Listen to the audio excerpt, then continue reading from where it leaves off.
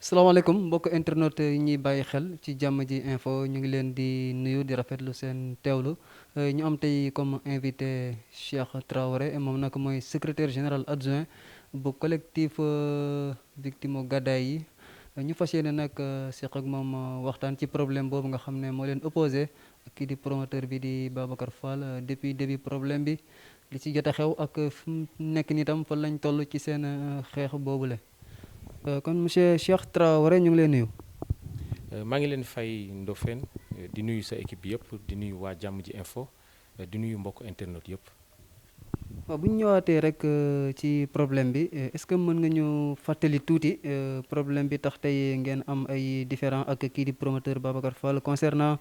seen kër yi ñu tojoon fële ca Gàddaay boo ñu dikkalaatee ci comme li ma la waxee début problème bi. waaw ni ñu ko mën a tënkee rek mooy benn terrain la boo xamante ni bail la boo xam ne état du Sénégal moo ko jël jox ko famille Ndiobène bail bi 13 hectares 500 la nekk 99 52 DP. ginnaaw bi nga xamante ni lébu yooyu di famille Ndiobène boobu ci yëmbal dañoo amoon ay suuf fële ca Fass Mbao état du Sénégal bi mu ko soxlaa ci la jël suuf soosu fayee leen fii nga xam ni mooy Gàddaay defar leen ci bail 13 hectares 500.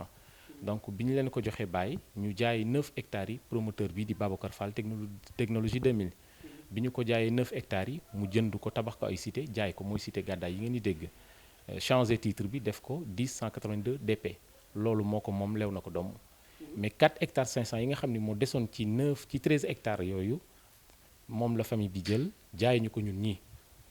nit ñu ko jaayee nag mooy famille boobu dañu def procuration maanaam ñoom seen alal ak li nga xam ni moom la am famille bi moom yëpp dañuy jël kenn teg ko defal ko procuration bu ko defee kooku mooy toppatoo lépp mooy def bépp transaction ci li nga xam ni mooy alal ci famille bi kooku la ñu defal procuration donc bàyyi 13 hectares 500 yi mi ngi nii donc famille bi ki mu defal procuration di Ibrahima Diop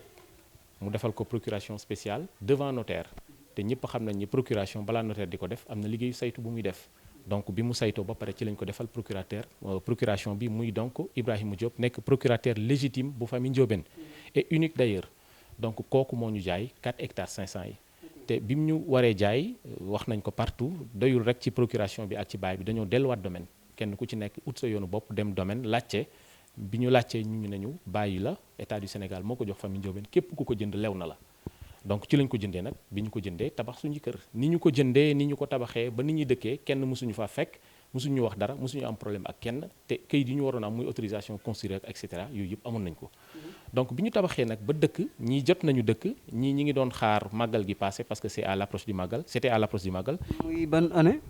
muy 2013 mi ngi nekk année 2013 donc bi ñu paree ba nga xam ne ñii dëkk nañu ñii dem nañu màggal Touba di pare pour bu ñu ñëwee dëkk ñi ngi préparé tuxu ci bisu 18 décembre 2013 ci fajar teel ci la promoteur bi di nga xamante ni mooy Babacar Fall ànd ak Descos état du Sénégal ñëw rajaxe kër yi ba mu jeex tàkk. lu ko jiitu xamuñu leen ne dinañ ko ay sommation gi demee noonu. musul am ni ñu tabaxee suñu kër ba dëkk fa te kenn fekk ñu fa noonu la ñu ñàkk a xamee ni dara dinañu dal du sommation du décision de justice du lenn loo xamante ni yëgal nañu ko woowuñu tribunal woowuñu police woowuñu fenn ñun daal dañoo.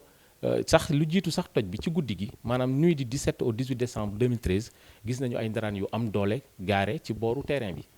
mais dañu jàpp ni rek état du Sénégal mooy def ay projet yu ni mel mais ndekete ndaraan yooyu ñun lañ doon waajal te ni ñu ko préparé maanaam loo xam ne dañu ko nas ci ay pexe parce que dañoo bàyyi ba màggal Touba des 2 jours ñu bàyyi ba nga xam ne jour boobu conseil des ministres moo am kilifa boo woo doo ko jot ñii dem nañ màggal Touba borom kër yi ci bari dem nañ màggal Touba ñii xëy nañu liggéey ci moment boobu la ñu xëy tojatoo ko toj kër yi ba mu jeex tàkk ci biir toj bi nag waa Descos comme teewoon nañ fa ak ki nga xamante ni mooy gendarme bi nga xam ne moo jiite woon éléments yi ñoom dem nañ ca ñoom laaj leen ki nga xam ni moo teewal Descos ba nu ko laajee dafa ne amul benn këyit bu mu ñu jox ay ordre la jot gendarme bi nga xamante ni moo jiite woon éléments yi bi ñu ko laajee it même chose la dafa ne ay ordre la jot amul benn këyit bu mu ñu jox kon muy Descos di état du Sénégal ànd ak gendarme yooyu kenn ci ñoom joxuñu këyit kenn ci ñoom expliqué wuñu toj bi lu ko waral ak fu mu jugee ñoom daal nee nañ ay ordre lañ jot te waxuñu ku leen jox ordre bi donc ci noonu bi loolu amee ñu teg ay jotaay yu bari def ay gëstu déjà dem nañ ci préfet yëgul sous-préfet yëgul gouverneur yëgul commissaire yëgul procureur yëgul donc ñooñu kilifa yooyu yëpp kenn ci ñoom fekkeewul toj bi te yëgu ko it. mais loolu dana war de nu mu mën a demee xanaa te waa ji tam xanaa peut-être kon am na kayit yu wane ne peut-être dafa am droit ci terrain ba da ko moom ba ñëw di toj. amul benn kayit bu ko may droit ci terrain bi amul benn kayit bu ko tojloo parce que maanaam toj bu ñuy toj am na nu ñu war a tojee tey ji muy état di keneen ku dul état yi toj saa yu waree am rek am na nu ñu ko organiser ba nga xam ni bu ñu koy toj du am benn sikki sàkka boo leen xoolee jaaykat yi nekk ci booru tali yeeg rond point yooyu même bu ñu leen di déguerpir préfet da leen di jox sommation des fois mu woo leen waxtaan ak ñoom ci ay jotaay yu yaatu ba keroog toj bi di am mais lu toll ni ay kër ku koy toj defe naa ni segam ay table la ñuy joxe ay sommation ki waxtaan waxuma laa ki kër te bu doon benn kër wala ñaari kër mais 253 maisons ku ko war a toj loolu lu sérieux la war a doon te képp koo ko gis di nga xam ni kat li jaar na yoon bu dee toj bi jaar na yoon mais nag lenn ci li ñu la wax amul du sommation du autorité bu fa taxaw ba ñu demee ci ñoom it kenn ci ñoom yëgu ko ci loolu nag bi mu amee ci la ñu xam ni lii dil la ci la ñu dem ci kenn ci ñun nag ku tudd Bara Sow mouvance présidentielle la bokk actuellement chargé de mission la à la présidence jamono yooyu moom mi ngi woon Touba te moom këram pare woon na ci finition la nekkoon bi mu demee Touba yëf yi mi ngi ko fekk Touba bi président Macky Sall pare ci conseil des ministres dem Touba moom ca la ko gis foofu expliqué ko affaire bi président bi ne ko dinaa la booleeg Mahmoud Saleh mu lijjanti loolu Mahmoud Saleh moo nekkoon directeur cabinet temps yooyu ci lañ ñu woo palais biir palais de la République bi ñu woowee ñu teg jotaay gendarme bi nga xam ne moo jiite woon éléments yi mi ngi fa woon directeur DSCOS mi ngi fa woon ñun ñu ngi fa woon ci la leen Mahmoud Saleh laaj 253 maisons yooyu ngeen toj fan ngeen ko teg lan mooy firndeel toj bi kenn ci ñoom génnewul kayit wax naa la ni bañ koy toj génnewuñu kayit ba ñu demee palais it génnewuñu kayit kon donc en réalité amuñu kayit ci la leen nee nag li ngeen fi wax du wax yu yenu maanaa ay dañ doon agressé filao ay guddi lañ doon tabax ak ay wax yoo xam ne ku ko dégg xam ni lii ay waxu caaxaan la ci la ñu Mahmoud Saleh nañu nag dem leen ci yoon dëkk bi am na yoon boole ñoog ministre de la justice temps yooyu mu nekkoon Sidiki Kaba nekk fi mu voyage mu boole ñoog directeur cabinet Lamotte ñu dem seeti ko waxtaan ak moom expliqué ko affaire yi mu ne ñu dem leen ci yoon ci lañ def porter plainte. ok ngeen dem ci yoon léegi mbir mi lu mujjee bi ngeen demee ci yoon. bi ñu demee ci yoon nag jaar nañ ci yu bari mais dañ koy tënk rek bi ñu demee ci yoon li ñu njëkk a yéem mooy ba ñu defee plainte bi def ko ca DIC fa ñu ko enregistré registre ba ñu toogee lu yàgg kenn woowuñu ba ñu fa delluwaatee dañoo fekk ñu xotti page bi registre bu nekk biir DIC ñu dem fekk fa ñu enregistré woon plainte ba ñu xotti ko loolu mbir la bi loolu amee ñu demaat defaat beneen dossier indiwaat ko déposé waat muy deuxième plainte procureur woo ñu ñëw mu ne insuffisance de preuve ay kër yu ñu toj image yi wër àdduna télévision nationale filmé ko ay huissier constaté ko nga ne ba tey insuffisance de preuve ci lañ xam ne nag fii bu ñu fi jaaree di sotti ci lañ def citation directe boobu ñu def promoteur bi moo tax tribunal woo ñu atte ñu ci première instance bi mu ñu atteeñ ñu tëj ko daan ko ñaari atu kaso mandat d'arrêt contrainte par corps au maximum amende yu jéggi dalo ak exécution provisoire. bi kañ noonu atte bi kañ noonu. c'était le 14 septembre 2017 mi ngi nii boobu mooy jugement bi njëkk bi ñu defee loolu ba pare moom d'accordul promoteur bi ci la def appel bi mu defee appel tamit ñu daj fa lu bari mais ci tënk appel bi tamit gagné nañ ko foofu mais appel bi dafa wàññi 2 ans ferme yi def ko 6 mois ferme 18 mois sursis yeneen ya ca tegu yëpp laalu ci dara muy contrainte par corps beeg yeneen yi ci des yëpp mu gardé ko. ak koppar yeeg yëpp indemnité yeeg yooyu yëpp dara dañu ci bi loolu amee donc jugement bi nga xamante ni mooy pourvoi bi appel bi jugement bi nga xam ne moom lañu def ci appel muy deuxième victoire bi ñu am ci moom moo nekk nii ba tey doyalul mu def pourvoi bi mu defee pourvoi te ñëpp xam nañu fii ci Sénégal pourvoi fa la yem cassation bi mu defee pourvoi ñu dem pourvoi rejeté pourvoi bi mu def confirmer appel bi nga xamante ni moom la li appel bi atte donc pourvoi bi ñu ko gagné mi ngi nii kon donc ñetti jugement yi yëpp nga xamante ni fa la justice yam fii ci Sénégal gagné nañ promoteur bi ci toj boobu nga xam ne tëj na ko suñu kër tëj ko 6 mois ferme contrainte par corps ak amende bi nga xamante ni war na ko fay léegi nag yoon jeexal bi yoon jeexalee mi ngi jeexal le 19 décembre 2019 boobu ak léegi ñi ngi dugg ci juróom-ñaari weer kenn jàpp ko fayuñu woowuñu ko fenn mi ngi ci dëkk bi mi ngi dem fu ko neex mi ngi def lu ko neex te nëbbatuwul parce que defe naa kuy nëbbatu du toog biir këram woo ay journalistes ñu fekk fa ngay def conférence de presse. loolu lan ngeen jàpp ne loolu lu ko waral. li ko waral mooy ay nit a koy jàppale rek parce que xam nañ ni tey état ku mu bëgg a jàpp dina la jàpp justice ku mu bëgg a teg loxo dina la teg loxo même boo nekkul ci réew mi am na moyen teg la loxo waxuma la nga nekk ci réew mi. ndax da ngeen di joxoñ baaraam état bi foofu. non état beeg justice yëpp parce que justice c'est l'état te justice mooy def mooy appliquer. justice bu àttee ba pare moom am na ay pexe pour jëmmal àtte boobu mu àtte loolu moom kenn du ko jàngal justice te defe naa ni sax justice bu àttee ba pare te mënu koo jëmmal kon loolu justice jaru ko kon perte temps lay doon finalement parce que temps bi ñu def diggante 2013 ba 2019 ku ko def ci wàllu yoon dem ba yoon jox la dëgg ñetti yoon vraiment li ngay xaar mooy yoon appliqué ko. mais bu fekkee loolu yëpp daj nga ko te yoon appliqué ko kon jarul woon sax xanaa ñuy def 7 ans wala 8 ans yoo xamante ni ñi ngi ko doon jaabante tribunal. kon c'est l'occasion ñu soññaat état soññaat suñu juste su réew ne leen ñun ñaanuñu saraxuñu yéen a àtte jox ñu dëgg ñetti yoon loolu ngeen àtte jëmal leen ko ci nu mu gën a gaawee ndax citoyen la comme citoyen yëpp te gis nañ fi façon bu nit bu ne ñu jàpp lu dugal la ci kaso bi loolu la ñu bëggoon a wax ci côté boobu. récemment def ngeen benn wala daam loo bëggoon yokkaat foofu. waaw li ma bëggoon yokkaat foofu mooy diggante bi nga xamante ni nekk nañ di dem ci justice yi jaabante noonu lañ doon delloo ci autorité yi parce que wax naa la ne bi ñu koy toj DSCOS moo fa teew te DSCOS état la kon tey waa ji bu doon moom rek la ak i pexem mënul toj suñuy kër mais am na fu mu jaar ba indi DSCOS foofu mu jaar ba indi DSCOS nag foofu yëpp dara jaaru ci yoon parce que wax naa la gagné nañ ko ñetti yoon bu fekkoon DSCOS moo ko toj kon DSCOS mun na assumer ay responsabilités wax lu tax mu toj ko mais ba ñu demee tribunal DSCOS daa rocceeku bàyyi ko yëf yi ñu sëf ko yëf yi kon waa ji DSCOS la àndal ñëw toj suñu kër te DSCOS état du Sénégal la kon état du Sénégal tey te am na loo xam ne foog mu préciser ko jotaay boobu ma lay wax ni moom lañ defoon biir palais directeur DSCOS bi ñu ko laajee laaj gendarme bi yan kayit ngeen yor génnewuñu ko ñu ne amuñu kayit ca biir jotaay ba lañ ñu baaloo àq directeur général lu DSCOS ak gendarme yi nga xam ne ñoo jiite woon toj ñooñu tàllal loxo sukk nañu jéggal leen ñu te yàlla rek tax waa ji dañoo nax ci ay kayit déjà loolu rek réglé woon na problème bi kon état juum na ndax état moo ànd ak waa ji toj suñu kër kon defe naa ne état ci ni mu gën a gaawee li mu waroon a def mooy régler problème bi rapidement nit ñi mën a fàtte loolu nekk ci leneen waaye état dañoo seetaan ak waa ji ñuy traîner di traîner ba wax naa la li ñuy def yëpp ci wàllu justice mais terewul delluwaat nañ ca ñoom ñu dalal ñu pale ñaari yoon ñetti yoon sax laay wax dalal ñu ci ministère bu nekk dal nañ fa gouverneur ki fi jógee ak ki fi nekkul ñëpp dalal nañ ñu te seen kàddu ñoom ñëpp benn la bàyyi leen ba yoon pare état mënul dugal loxoom ci loo xam ni yoon da cee nekk bàyyi leen ba yoon pare bu yoon pare incha allah état dina leen delloo seen suuf gunge leen ci bépp xeetu gunge bu mu leen mën a gunge ba keroog ngeen di dugg seen kër muy xeetu moyen ak wàllu papier ak lépp loo xamante ni war na ci taxaw dina ci taxaw biñ ñu ko mujjee dig bi ma lay wax nii 11 février bi passé 2020 loolu yàggul ci la ñu dalal palais Augustin Tine moo ñu dalal ci ndigalu président de la République wax ak ñun tënk ne ñu incha allah dina ko teg ci loxo président comme ça président lu muy décidé ñu décidé ko donc yoon àtte na ba pare ñetti dëgg yooyu yëpp jëriñ ñu dara état recevoir nañu plusieurs fois biir palais wax ñu li ñuy wax gisuñu ko loolu moo waral grève de la faim bi mais balaa may ñëw ci grève de la faim bi dafa am lu am solo loo xam ne bëggoon naa ko wax te loolu faraluñ sax di ko wax mooy maanaam 4 hectares yooyu nga xamante ni 4 hectares 500 yooyu nga xamante ni famille bi jaayoon nañu ko ginnaaw ba mu jaayee Babacar Fall 9 hectares yi ba pare 4 hectares yooyu balaa famille di ko jaay daf ci defoon prénotation maanaam famille bi xamoon nañu waa ji xam ay pexeem xam ay njuuj njaajam te nee naa la desel na leen alal ci 9 hectares yi ñu ko jaay déjà ci bi famille bi xamee loolu ci lañ dem ci 4 hectares yi def ci prénotation maanaam tey yow boo amee sa suuf bañ ko la doxee ginnaaw wala ku la ci jéemal dara da nga ciy def prénotation boobu juge moo koy def mooy maanaam loolu day tax ba alal jooju kenn du ko mën a jaay kenn du ko mën a def dara yow rek yow mi ci def prénotation te moom ko yow rek yaa ci mën dara noonu lañu def ci suuf si pour bañ waa ji doxee leen ginnaaw mais terewul ba ñu ko defee ba pare te juge balaa muy def prénotation day saytu ba xam yow lii ngay def prénotation est-ce que sa alal la su dul loolu ku mu neex dem jël alalu jàmbur def ci prénotation donc kon juge boobu saytu na ba xam ne ñii seen alal la lew na leen doom ci la ci def prénotation mais bi ñu defee prénotation toog ndekete waa ji loolu ba tey terul mu bàyyi ndekete jaar na ci suuf def ay këyitam def ay micmac def foo boo xamante ni dinaa la won ñaari këyit yoo xam ni lépp luy naqaru gàddaay depuis 2013 ba léegi ñaari këyit yi moo ko indi prénotation juge ko def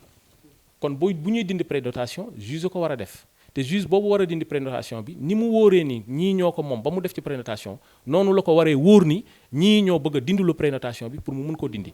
mais déjà ñi ko defoon dindi wuñu ko keneen a ko dindi te keneen kooku bi mu koy dindi ñaari procès verbal yoo xamante ni dafa jël lu toll ni état du Sénégal nga def république du Sénégal un peuple un but une foi tribunal hors classe de Dakar def audience publique ordinaire këyit gaa ngi nii amul dara yu état lu ñu fi bind lii lépp ay c'est écrit noir sur blanc machine bu ñu tàppe la nga jël lu toll noonu ba pare dem ci ginnaaw nga def ci ay kilifa diine ay nit ñoo xamante ni seeni tur a ngi nii signé nañ ci te taqewuñu ci laalewuñu ci amuñu benn droit amuñu benn sañ-sañ ci suuf si këyit bii la def te bi mu paree ci loolu doyul dafa jël ay turu avocat bind ko ci bi mu defee loolu yëpp ba pare këyit bii la jël dem jox ko juge mu radier prénotation donc juge boobu radier prénotation bi bu fekkoon xool na digganteem ak yàlla xool digganteem ak bàmmeelam xam ni bu demee moom rek ay tëdd ci bàmmeelam kon jëf ji du ko jëf parce que lii daray tribunal nekku ci te li koy firndeel xam nga nee naa la juge ko def donte amul benn firnde ndax lii du firnde mais ba ñu demee tribunal juge bi nga xamante ni moo ñu àtte première instance dafa génnee kayit bi ne ko Babacar Fall kayit gi nga wax ni un peuple un but une foi république du Sénégal kayit bi nga wax tribunal hors classe de Dakar tribunal defaru ko kan moo ko defar mu ne sama avocat moo ko defar avocat bi àlla mukk defaru ma signé wu ma ci la ñu wax ni je suis assez sérieux pour bañ a signé kayit gu mel nii ci la ne xool leen fi mu bind sama tur ndax signé naa fa mi ngi nii amul signature donc ci la ko wax ni ko kon kan moo defar kayit bi mu ne moo ko defar kon déjà le problème est réglé faux bi nga xamante ni moo toog suñuy kër moo teg loxo ci terrain bi lépp lu ñu dal ci malheur moo ñu ko teg faux boobu tribunal juge magistrat ci boppam yëkkati na ko ne ko faux bi defaruñ ko kon tey bu fekkee par exemple tey faux dafa am ba am ay loraange juge taxaw ne la faux bi amul mais defe naa ni kooku àtte na boppam li ñu ci war a def kañ mooy juge moo war a xool lu mu ko war a teg teguñu ko dara donc toj na suñu kër dikkeewu ko dara am nañ ñetti jugement dikkeewu ko dara def na ay faux usage de faux dugal ko juge jàppale ko ci radier présentation bi ba pare mu dem domaine ñu jàppale ko parce que bi mu radier présentation bi pare domaine la dem waa domaine jàppale ko ba mu dugal kayit gii donc ci faux bi nga xam ni président tribunal taxaw na ne ko carrément faux bi na nga xam ni état defaru ko tribunal defaru ko yaa ko defaral sa bopp te mu nangu ko faux boobu la jëlaat dem yóbbu ko domaine kon xam nga ni tey kayit gi lu mu jur lépp faux la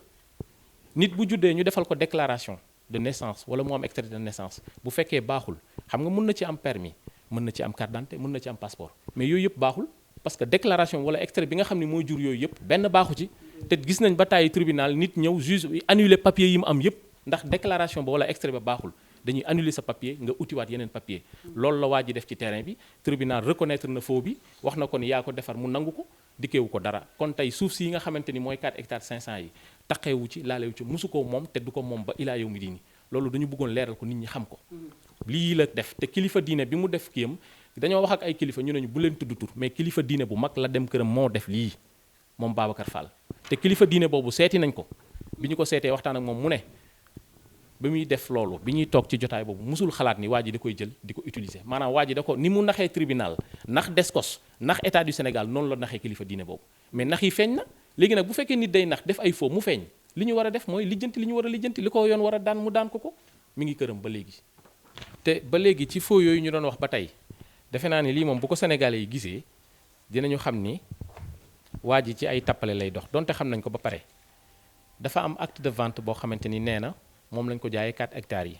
muy acte de vente bu ànd ak procuration may laaj sénégalais yi acte de vente nan lañ koy mën a amee ak procuration maanaam procuration bi la jaay ak jaay mi ci boppam lépp nekk benn jour waa ji loola def li ñu naan un crime n'est jamais parfait waa ji moo toog bureau am tappel ko boppam ñaari document yaa ngi nii acte de vente la ak procuration te defe naa procuration bu ñu ko defee balaa ñu koy mën a appliquer saytu dina am notaire bi dina dem saytu ñiy def procuration est-ce que ki ñu ko defal moom lañ ko war a defal est-ce que ñi ko war a def ñoo ko war a def est-ce que ñoom moom sax la ñuy def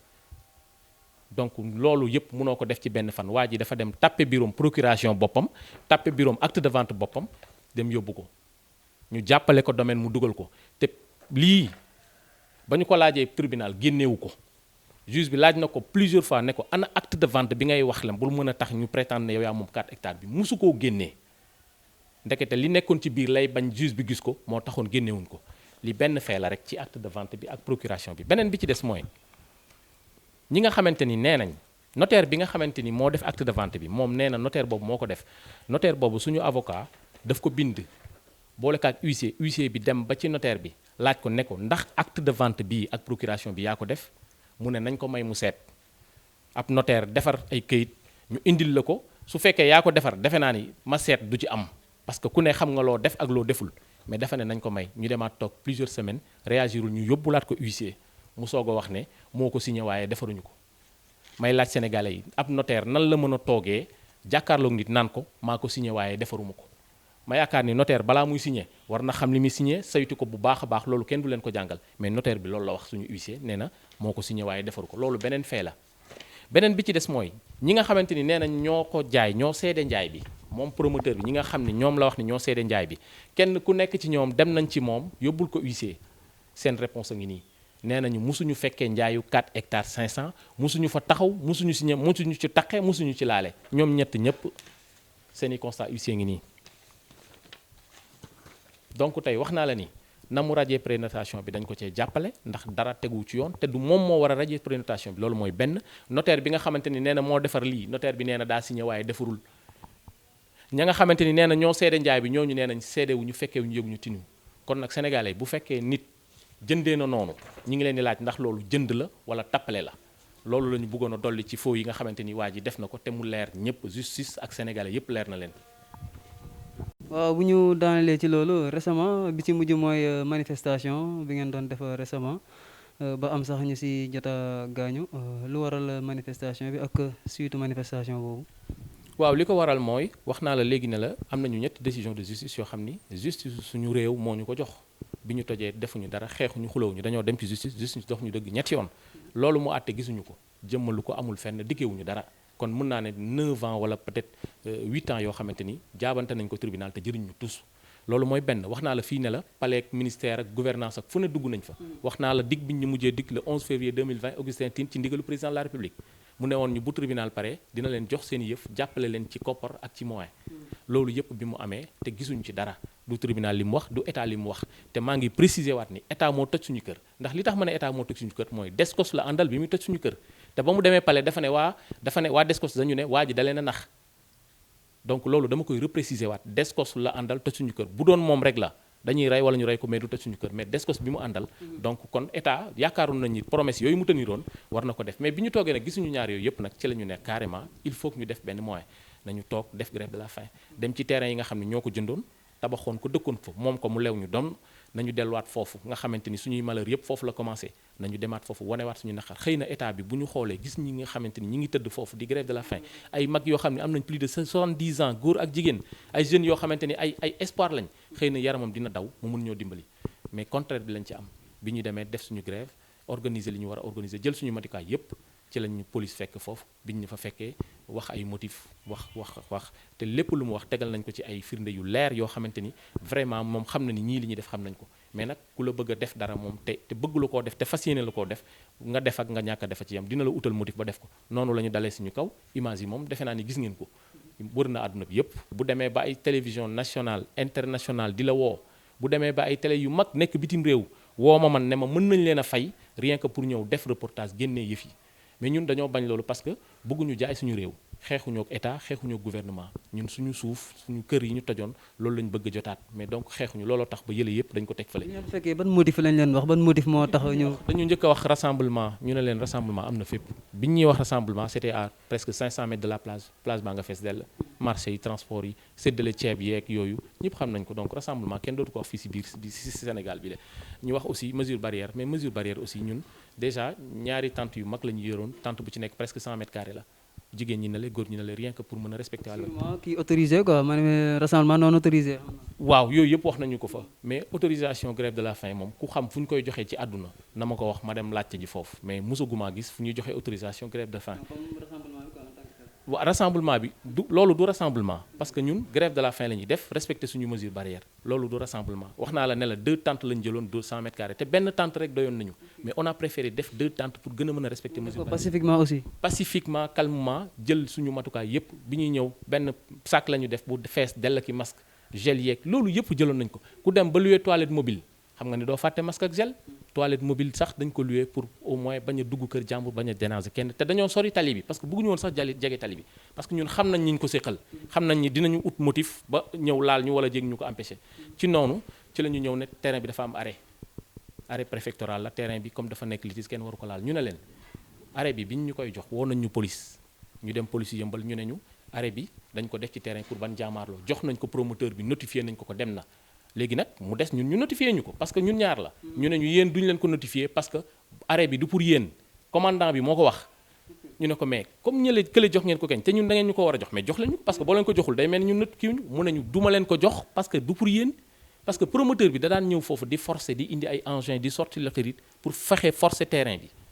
looloo tax ñu defal ko arrêt pour mu bañ a fa teg temps ñun mosuñu fa def dara mais nag chaque dimanche de 13h à 15h dañ ci réunion depuis 2017 ba fii may waxee ak yow à part feebar bi chaque dimanche de 13h à 15h fa la ñuy defee réunion ci terrain bi boo demee foofu di nga dégg fu ñu naan mbaaru gàddaay boo demee gàddaay rek laajteel mbaaru gàddaay foofu la ñuy tasaloo chaque dimanche foofu la ñuy def parce que réunion la ñuy def non seulement mais am na ñoo xam ni toog gi ñuy toog foofu di xool terrain bi rek am na lu mu leen di dindi lu bari parce que ci ñun ñu bari feebar nañ ñii dee nañ ñii ñi ngi am ay kii fii may wax ak yow nii balaa ngeen di ñëw maa ngi nekk ci ay tractation pour mën a am soxna yu ñu évacuer et ci yooyu la ñu nekk ak donc noonu lañ ñu fekkee foofu jaxase ñu dóor ñu damm ñu lu ne ñu def ko image yi gis ngeen ko wax nañ leen ni blessé yi am na tey jii rek hôpital Thiaroye laa xëyoon dem ki nga xam ne moom lañ doon grenade lacrymogène ci genou ba rotule bi pivoté tey laa ko yóbbuwaat le 13 prochain la am rendez-vous am na beneen femme bu tudd Soxna Samb mi ngi dëkk Grand Yoff kooku ñi ngi fexe nu ñu koy jàppale bu ñu ko waree évacuer ñu war ko évacuer parce que moom lu ko dal kooku mooy ki nga xamante ni boo leen xoolee ci image yi am na benn femme bu sol ñaari femme la ñu sol yëre yu weex benn femme bi moom la ñu bëmax ci oto bi dóor ko fetal bi mooy kenn ki kooku Seynabou Thiam la tudd am na beneen femme boo xamante ni moo àndoon ak doomam bu jigéen te doomam jigéen koloo kol bu jaune policier yaa ngi jàpp yaayam di ko saax-saaxee mi ngi daw topp seen ginnaaw naan bàyyi leen sama yaay moo ak yaayam boobu la ñu boole saax-saaxee bëmax ci oto bi femme bi nag bi ñu koy bëmax ci oto bi genou yi dafa dal ci biir oto bi comme dafa sëpp ñaari loxoom genou yi ñëw dal ci te moom dafa am problème mu genou maanaam tànk yi ñoo am problème loolu da ko yàgg a faj bi mu ko fajee ba muy waaj a tane ci la manifestation yu am ci la nekk comme ci la bokk rus na lii am mu toog këram di ñu seetaan ci la ñëw bokk ak ñun ba loolu ko ci dal ko ci bi mu ko ci dalee ba pare nag ci la complication yi am instant yi c'était au hôpital Idrissa Pouye bu Grand Yoff la ñu koy suivre médecin spécialiste moo koy suivre boo demee tey fekk ko fi mu toog tànk yi li ko dalee ci kaw ba ci suuf dafa néew yi instant yi ñi ngi jéem ay moyens parce que xam nañ ni collectif bi mënu ko faj amuñu moyen bi te moom it amul moyen pour faj boppam moo tax ñi ngi def ay pexe pour ñi nga xamante ni ñoo nekk ci réew mi di dimbali nit ñi ci wàllu faju ñu jéem ko faj te xam nañ ni évacuation mën na cee am ndax biñ ci waxtaan ak ñi ñu ci war a waxtaanal wax nañ ñu ne kat kii li ko dal dafa sérieux ba nga xam ni évacuation mën na ci am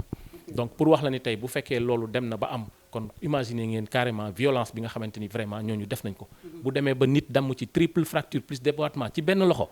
kooku mooy ki nga xam ne dañ ko tiim moins d'1 mètre ñu dóor ko grenade lacrymogène donc xam nga nit boo ko tiimee grenade lacrymogène moins d'1 mètre nga dóor ko kooku leneen la parce que grenade lacrymogène en général dañ ko daan dóor ci kaw mu wàcc saxaar si éparpillé yow nit ñi tas bu fekkee yow tas mbooloo rek moo la tax a jug waaye bu dee damm ak leneen nag neneen nga koy utiliser te encore une fois loolu duma ci sori damay bàyyi image yi ku ko seetaan gis nga ko donc loolu moo waraloon grève de la faim bi ak ni mu mujjee. waaw Cheikh kon instant bi nii seen lutte xeex bi maanaam instant bi li jëm ci kanam daal wàllum xeex bi lu muy doon. waaw li muy doom nooy war nañ wax ni bi nga xamante ni le 22 juin boobu 2020 bis boobu ñu defee grève de la faim bi ba la cay xew-xew ci ñëpp gis nañ ko encore une fois ci ngoon gi woo nañ ñu biñ ñu woowee ñu pare ay dossier yóbbu ko bi ñu ko yóbboo pale ca suba sa aussi delluwaat nañ fa ñaar ci ñun dem nañ pale yëkkati dossier yi teg ko seeni loxo ci loxo Augustin Tine directeur de cabinet ak ci loxo monsieur Mohamed Boun Abdallah Dionne teg nañ dossier seen loxo ñu dem yóbbul ko président de la république loolu mooy li nga xamante ni moo am ci bisu toj bi ci ngoon gi bisu grève de la faim bi ci ngoon gi ak ca suba sa waaye tamit lu yàggul dara le 30 juin bi passé ministre de l'urbanisme Abdou Karim Fafana woo nañu moom xaarul ñu woo ko moom moo ñu woo këram ñu dem waxtaan ak moom waxtaan bu yaatul 15 heures lañ fa dem ba daanaka bi ñuy génn këram 23 heures passé ñu waxtaan ci lu yaatu ni ñu wanee foo yii démontré ko benn par benn noonu lañ ko joxee benn par benn mu gis ko te moom sax alhamdulilah ndax droit la def moom ci boppam moo ñu ko wax moom droit la def donc li ñu koy wax bu dee dëgg la moom xam na ko bu dul dëgg moom xam na ko te defe naa agencé nañ ko papier yi ba moom ci boppam apprécié na façon bi ñu ko expliqué ak ni ñu ko joxee affaire yi mu leer naññ ci moom je pense très bien que ñun sax laay wax nous pensons très bien que ni moom li mu war a comprendre na ko li mu war a xam na ko te li mu war a xam du lenn lu dul waa ji dafa def ay faux ba sori ci loolu mais nag dañ koo jàppale ci ay faux boobu donc réparation rek moo mën a am état du Sénégal na def réparation na réparer erreur yi nga xamante ni def na ko à travers la DSCAS mais waa ji tamit erreur yi mu def ak fi mu ko jaarale ci ay services de l'État la loolu état moo ko war a réparer ni mu ko war a réparer duñ ko wax mais waa ji dafa war a dugg kaso loolu mooy première chose beneen bi ci des mooy nañ ñu delloo suñu 6 hectares xam nga ñu ngi wax baay bi 13 hectares 500 la jaay nañ 9 hectares yi mu des 4 hectares 500 mais 6 hectares la ñuy wax boo leen xoolee ci communication li ko waral mooy waa ji dafa toj ba toj ay këri jàmbur dafa toj ba toj titre jàmbur ñoo xam ni seen yoon nekku ci bokkuñu ci mais ay jarbaatam ñoo doon indiqué engins yi naan ko fii ngay toj ak fii dul toj defe naa bu état doon toj du ay nit naan leen na fii la état balaa muy toj dina jël ay disposition xam lu muy toj loolu yëpp ay firnde la ni waa ji ay tappale la def dugal ko ñu jàppale ko ci mu yegg foo xamante ni am na sañ-sañu jël des ko indi ko mu toj suñu kër donc toj gi mu toj nag ba xaabaabal ba toj ay jàmbur te ñoo nit dañoo am seen i kër jënd ko tabax ko moo tax mu nekk 6 hectares donc 6 hectares yooyu la ñu wax ministre bi nañu ko jox bu ko defee jël alal jox ñu ko parce que koo fi jox terrain te amoo loo ko jox lu mu ko tabaxee dañuy toog ci terrain yi xanaa di xoolante parce que fële ay néew di doole la te ay nit la yoo xam ne dañoo jëndoon seen kër ba pare jël seen alal yépp def fa nga ñëw xëy rajaxe amatuñu kër amatuñu alal donc boo leen joxee suuf da nga leen di yokk coono kon état bi nañ koy wax ne ko bu mu ñuy jox nañu jox suuf su doy sëkk mais nañu jox alal joo xam ne kenn ku ci nekk boo tabaxul sa kër ba mu pare it di nga ko tabax bu mu sori ba nga xam ne au moins di nga fa mën a suturlu yaa ngi sa njaboot. waaw kon Cheikh waxtaan bi am na solo lan mooy nekk sa kàddu gu mujj ci suñu entretien bi. waaw liy nekk sama kàddu bu mujj rek mooy comme ni ñu koy defee saa su nekk nuyuwaat victime yi massawu leen coono mais particulièrement ñi nga xam ne dañ ci jëlee ay gaañu-gaañu surtout ñi nga xamante ni am nañ ci gaañu-gaañu yu metti loolu ba fii ñuy wax ak yéen ñi ngi def ay pexe ay moyens wax naa la ko sànq pour xool nu ñu leen di fajee ñi ngi xalaat sax kenn ki pour jéem ko génne vraiment pour mën a taxaw ci état de santé am donc ñu leen di masaw bu baax a baax di wax tamit ne monsieur le ministre Abdou Karim Fofana ginnaaw boobu ñu dalalee waxtaan nañu te jox nañu diir bu gàtt lool ñu koy fàttali loolu duñu ko soññ parce que moom soññ na boppam ndax moo ñu woo waaye ñu koy wax ni rek ñi ngi toog di ko xaar bi nag xaaru ndëgëndiku la defe naa xaaru ndëgëndiku bokkul ak xaar boo xam ne amul àpp te moom ci boppam jox nañu délai donc ñu koy ñaanal suñu borom defal ko ci ndam parce que gis nañ ni am na yéene am ci ndam am na yéene it gàddaay coono gi ñuy dund mu teggeeku ci kàttanu yàlla donc ñu koy ñaanal bu baax mu am ci ndaw mais di wax aussi tamit violence policière yi nga xamante ni ay kilifa ci wàllu police lu mel ni Abdou Wahab Sall directeur général de la police sorti la def ci journal bi ne violence amul gàddaay moom gisul violence policière ay manifestation la nit ñëw occupé terrain bu am arrêt ñu tere leen ñu bañ ñu réprimer moom noonu la ko expliqué waaw dama yaakaar ni nag image yi moom mi ngi fi waaw loolu jarul sax commentaire image yi ñi ngi fi loolu kon moo waral xëy na li toll ni le ministre de l'intérieur monsieur Aly Ngouille Ndiaye ñu yaakaaroon ni bi jëf ji amee ba pare au moins dinañu masawu moo xam ci lettre la koy jaarale moo xam nu mu koy jaarale mais yaakaaroon nañu au moins en tant que ministre de l'intérieur du chef de la police yaakaaroon nañu loolu ndax wax dëgg yàlla mu ñëw masawuñu ak nu mu ko mënti defee mais boobaak léegi kenn déggul mu yëy yàbbi ci dégguñu policiers yi yàbbi ci dégguñu kenn gisuñu kenn loolu moom ñaawlu nañ ko ba ci kanamu yàlla en tant que citoyen nekk ay doomi réew mi police nekk suñu police bu jëf ju mel noonu amee jaadu na ñoom ñi nga xam ne ñooy kilifa yi au moins ñu wax massa sax pour defal ñu ndax massa xëy na bu fajul feebar it mën naa defal borom donc vraiment loolu bëggoon nañ ko jàllale aussi ñaawlu ko trop mais aussi di ñaawlu bu baax tekkaaral gi nga xam ne ñi ngi xeex àq ak yelleefu doomu aadama naam am na ñu ci réagir ñi ngi leen ciy sant di leen ci jaajëfal mais réaction bu waree am defe naa ni baax na nga ñëw ba ca victime yi xool leen massawu leen booy réagir ci télé wala feneen nga doog a réagir mais toog fi nga toog di réagir te gisoo blessé xamoo lu xew loolu intéressé wuñu donc Sénégal nañu xam ni ñooñu fi toog am na ñu fi toogal waaye am na ñoo xam ni toogul leen fi te ñun waa Gàddaay dañu jàpp ni ñooñu toogalu ñu leen fi kon nag loolu la ñu bëggoon a tëjee suñu kàddu di ñaan yàlla suñu borom victime yi coono yi nga xam ne ñi ngi koy dindi at yi yëpp yàlla teggil leen ko di ñaan aussi ministre bi mu am ci ndam loolu yëpp nag dañ ko yaakaar foog ko te gëm ko it bu loolu yëpp amul nag bu soobee yàlla leneen li ñuy defaat dinañ ko wax àdduna yëpp jëm ko mais nag dañuy wax ni bépa ay blessé la woon mais bu génnaatee di am suñu borom seede na dina am ñu ñu suul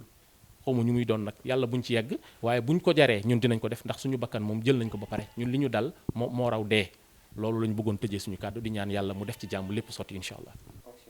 monsieur Cheikh Traoré ñu ngi lay jaajëfal di jaajëfal itam mbokku internet yi nga xam ne ñoo ngi doon bàyyi xel ci jàmm ji info di fàttali ne yow yaay secrétaire général adjoint bu collectif des victimes de Gàddaay di leen jox rek dikk ndaje lu yàggul dara ak beneen invité yaa ngeen jëf.